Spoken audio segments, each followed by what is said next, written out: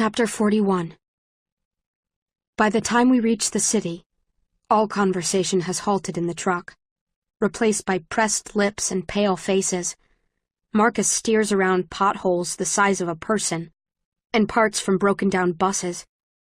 The ride is smoother when we get out of factionless territory and into the clean parts of the city. Then I hear gunshots. From this distance, they sound like popping. For a moment, I am disoriented, and all I can see are the leaders of abnegation on their knees on the pavement, and the slack-faced Dauntless with guns in hand. All I can see is my mother, turning to embrace the bullets, and Will dropping to the ground. I bite my fist to keep from crying out, and the pain brings me back to the present. My mother told me to be brave. But if she had known that her death would make me so afraid, would she have sacrificed herself so willingly? Breaking away from the convoy of trucks, Marcus turns on Madison Avenue, and when we are just 2 blocks away from Michigan Avenue, where the fighting is, he pulls the truck into an alley and turns off the engine. Fernando hops out of the truck bed and offers me his arm. "Come on, Insurgent," he says with a wink. "What?"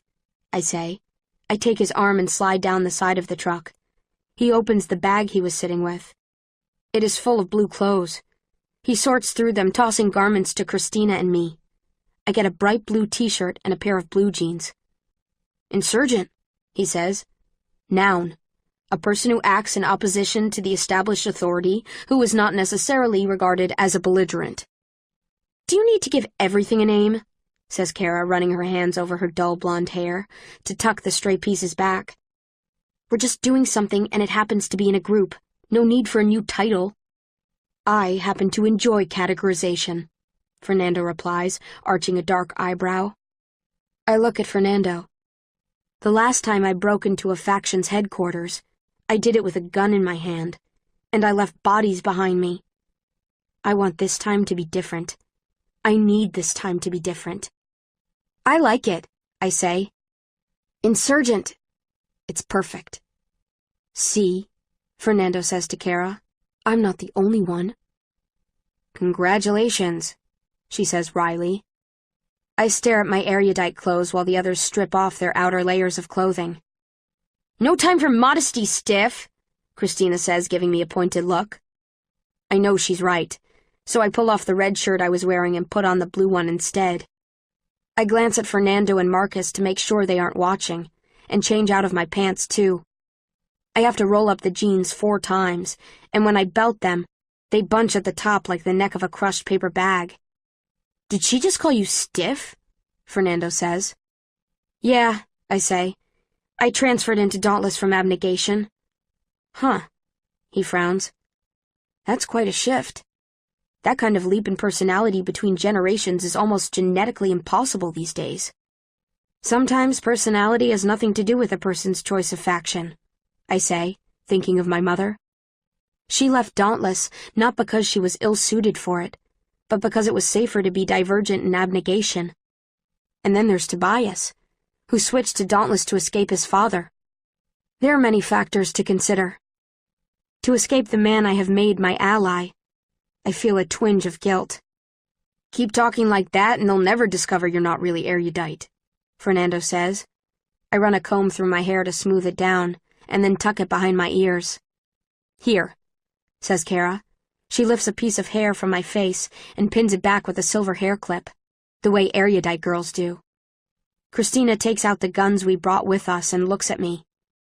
"Do you want one?" she says. "Or would you rather carry the stunner?" I stare at the gun in her hand. If I don't take the stunner, I leave myself completely undefended against people who would gladly shoot me. If I do, I admit to weakness in front of Fernando, Kara, and Marcus. "You know what Will would say," says Christina. "What?" I say, my voice breaking. "He would tell you to get over it," she says. "To stop being so irrational and take the stupid gun." Will had little patience for the irrational. Christina must be right. She knew him better than I did. And she, who lost someone dear to her that day, just as I did, was able to forgive me, an act that must have been nearly impossible. It would have been impossible for me if the situation were reversed. So why is it so difficult for me to forgive myself? I close my hand around the gun Christina offered me. The metal is warm from where she touched it. I feel the memory of shooting him poking at the back of my mind and try to stifle it. "We'd better go," says Marcus, glancing at his watch. My heart beats so hard it marks each second for me, but the rest of me is numb.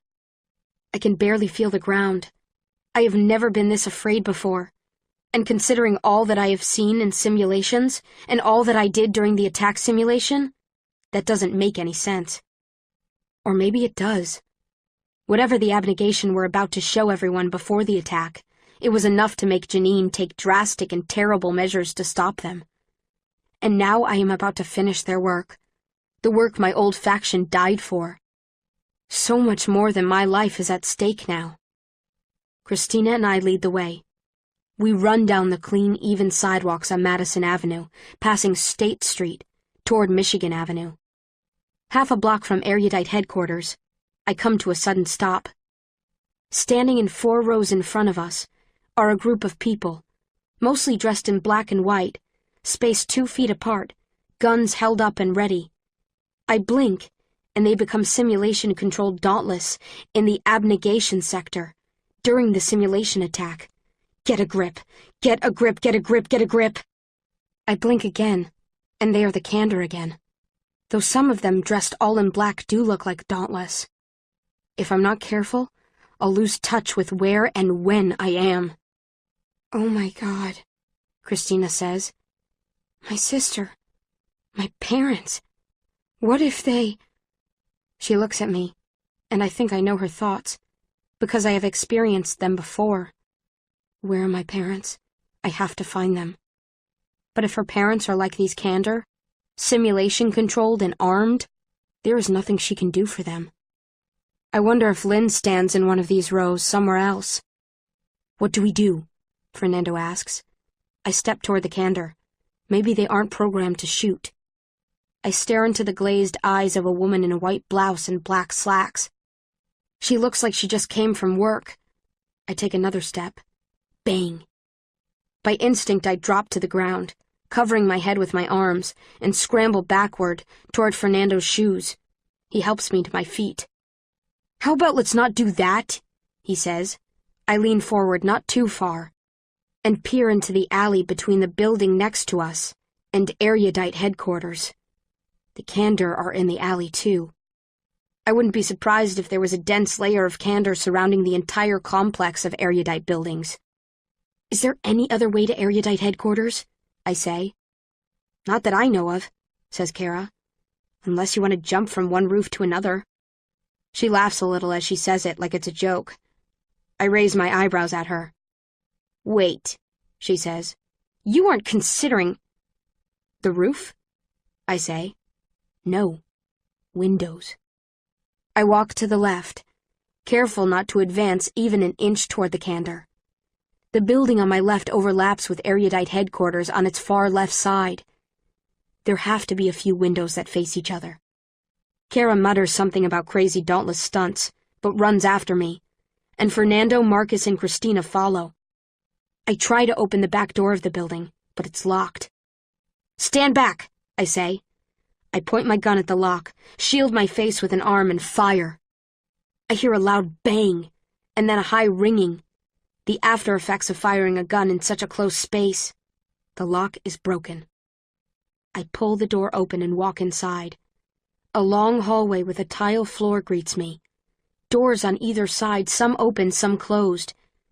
When I look into the open rooms, I see rows of old desks and chalkboards on the walls like the ones in Dauntless headquarters. The air smells musty, like the pages of a library book mixed with cleaning solution. "This used to be a commercial building," says Fernando, "but Erudite converted it into a school for post-choosing education.